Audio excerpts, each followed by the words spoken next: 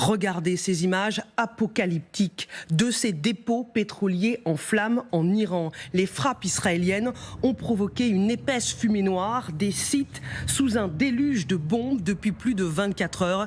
Israël a désormais décidé de viser des sites d'hydrocarbures, une stratégie condamnée par l'administration Trump qui craint un choc pétrolier mondial.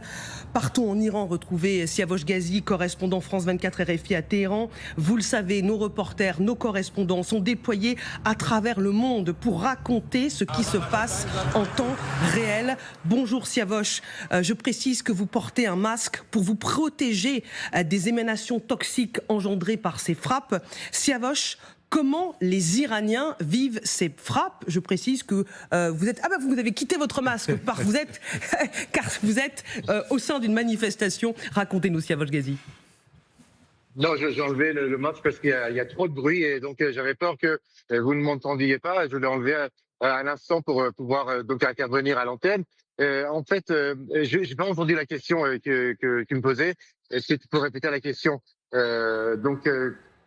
Siavosh Ghazi, je vous répète évidemment la question parce qu'évidemment vous nous faites vivre ce qui se passe en temps réel. Vous êtes au cœur de la foule. Regardez ces images de manifestation à Téhéran et vous êtes avec nous au cœur de cette manifestation.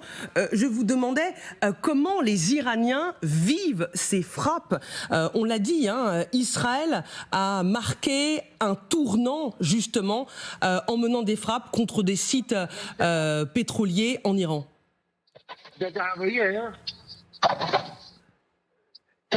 Siavosh Ghazi. Je ne sais pas si vous m'entendez. Oui. Il y a donc les systèmes de défense antiaérienne qui sont en action au moment où je vous parlais. Donc, cette foule qui est rassemblée sur la place Ervel, donc, visiblement, il y a des avions qui survolent la zone et donc les systèmes de défense antiaériens sont entrés en action. Pour sans doute un drone ou un avion qui est passé au-dessus. Et donc, c'est selon les explosions les forces de détonation que vous avez entendues au moment où on a commencé donc, cette intervention. Oui, et Siavosh Ghazi, vous êtes notre correspondant France 24 RFI à Téhéran. Évidemment que vous prenez des risques et si vous devez nous quitter, vous n'hésitez pas. Je me permets, si je peux, vous nous dites, de faire cette relance. Oui. Comment les Iraniens, ils vivent ces frappes contre les sites pétroliers? Alors très très mal parce que ça a désorganisé la vie. Donc il y a eu donc ce nuage très toxique qui a couvert la capitale iranienne. Donc il y a eu heureusement ce matin un vent qui a poussé ce nuage vers l'extérieur de la ville, mais les autorités ont affirmé qu'il fallait faire attention parce que donc avec la pluie qui est tombée dans la nuit, durant la nuit, donc ces particules fines sont tombées sur le sol. Lorsqu'on se balade dans les rues de Téhéran, on voit des voitures complètement noircies par la pluie toxique qui est tombée. Et donc avec le soleil, il y a des émanations, des vapeurs qui se dégagent du sol et donc qui fait que ces particules fines remontent dans l'air et donc à ce moment-là, donc c'est toujours dangereux de respirer et il faut toujours porter un masque parce que c'est trop dangereux de respirer ces particules fines parce qu'ils peuvent provoquer un cancer à long terme et cela pose aussi un problème à long terme aussi. Parce que ces particules vont aller dans les nappes phréatiques et à Téhéran, il y a une sécheresse très forte qui touche la capitale iranienne et les barrages tout autour sont quasiment vides. Donc le gouvernement a décidé de creuser des puits très profonds, 150 mètres, pour puiser de l'eau dans les nappes phréatiques et ces particules sont ensuite donc ramenées donc avec l'eau qui est extraite des nappes phréatiques et donc peuvent provoquer à terme un cancer. Et il y a autre conséquence, c'est que plusieurs stations d'essence où je vais dans mon quartier étaient fermées aujourd'hui parce que les dépôts qui ont été touchés et frappés l'autre nuit en fait étaient destinés à la distribution et de l'essence dans la capitale iranienne et donc comme il n'y a plus de dépôt pour l'instant et d'essence pour la capitale. Ce qui explique que les stations de service étaient fermées et le gouvernement a demandé à la population de ne pas d'éviter de se déplacer en voiture lorsqu'il n'y a pas d'urgence. Et donc pour l'instant il y a également en plus des frappes. En plus de ce nuage toxique, un problème d'essence, de manque d'essence, qui aggrave encore la situation et la vie des Iraniens, des Téhéranais, donc ils sont sous les bombes depuis 10 jours.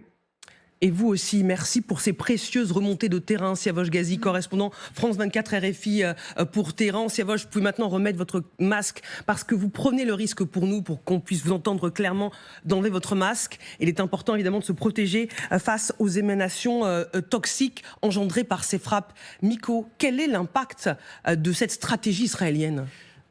La première des choses, c'est peut-être de dire que c'est un crime de guerre, déjà, d'attaquer des infrastructures civiles de ce type-là.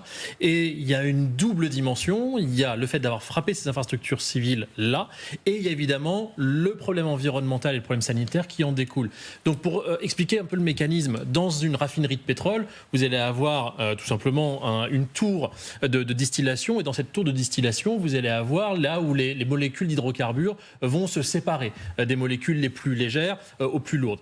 Et ces molécules les plus légères vont partir, quand elles vont être frappées bien sûr, dans l'air, vont venir saturer l'air. Et ce qui s'est passé, c'est qu'évidemment ce week-end, il a plu en plus à Téhéran. Ce qui veut dire que les molécules dans l'air qui sont chargées de ces différentes hydrocarbures sont retombées évidemment sur le sol, ce qui cause une pollution environnementale au sol, ça a été dit par Siavosh Ghazi, mais également des problématiques liées à des pollutions de long terme sur l'intérieur des sols, sur notamment les terres agricoles, des pollutions immédiates en matière d'irritation des yeux ou d'irritation de la gorge ou des difficultés respiratoires, notamment pour évidemment les femmes enceintes, les enfants, les personnes âgées. Tous ces éléments-là constituent peut-être, si ça a été fait sciemment, parce qu'on peut savoir aussi quand il pleut et quand on peut avoir ce double effet qui se coule, si vous me permettez l'expression, est-ce que c'est un crime, un double crime environnemental, voire une arme chimique passive qui a été utilisée de manière tout à fait sciemment par le pays qui a frappé cette raffinerie Chara et les autres raffineries autour de Téhéran? La question, effectivement, se pose vraiment. Sorour Kasmaïa, ensuite le colonel. Oui, j'ai eu un bref contact hier soir avec un ami médecin à Téhéran qui disait la situation est très très critique parce que justement, à part les éléments que vous avez donnés, ces particules fines toxiques peuvent aussi à la longue produire des brûlures cutanées et aussi des lésions pulmonaires. Et donc, il était en train de préparer un système d'alerte à envoyer à ces patients. En plus, en Iran, vous savez, une partie des sanctions touche aussi les médicaments et les médicaments que produit l'Iran ne sont pas suffisants pour toute la population. Donc on est en manque de masques. Ce matin, Siavosh Ghazi parlait du prix exorbitant des masques, du même masque que lui il utilise. Il disait tout le monde ne peut pas en acheter. Donc c'est vrai que ça fait partie de ces aspects de cette guerre, à part le côté environnemental et la crise humanitaire que ça peut créer, il y a aussi une crise sanitaire par rapport à ça. L'édition spéciale sur LCI se poursuit. Emmanuel Macron va se rendre sur le Charles de Gaulle. Notre équipe est la seule équipe de télévision à avoir le droit d'être à bord pour suivre le déplacement du chef de l'État qui déploie son armada en mer Méditerranée. Il prendra la parole, nous l'écouterons et puis nous repartirons en Iran à l'heure où le régime a choisi de nommer le fils d'Ali Khamenei comme nouveau guide suprême.